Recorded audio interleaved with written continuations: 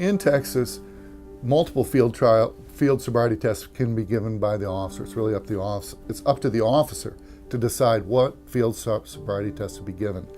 However, if an officer is well trained, he knows what he's doing.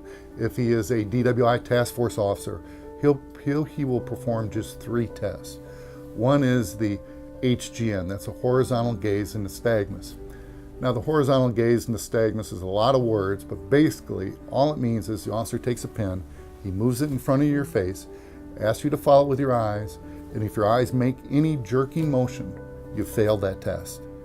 Now, there's a lot of causes of HGN.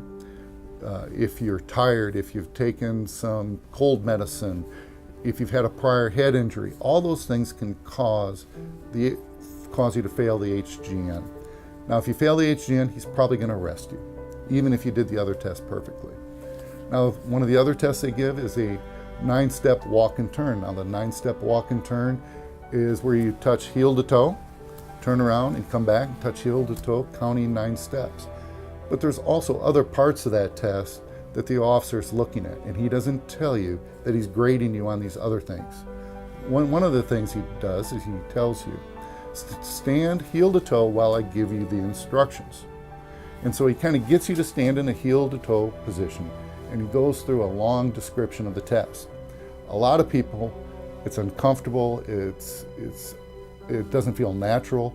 So a lot of people then switch, and then they go and they stand with their feet shoulder width apart.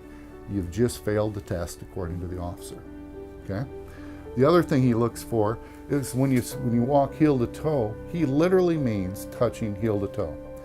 If you are more than 1/2 inch apart on any of the steps, it's a failure, okay?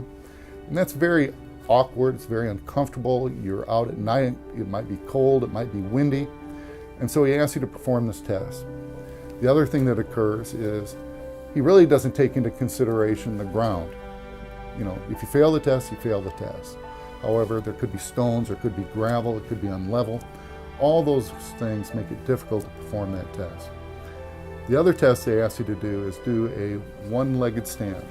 During the one-legged stand, part of the instructions is lift your foot up, tip your toe down, and look at your toe.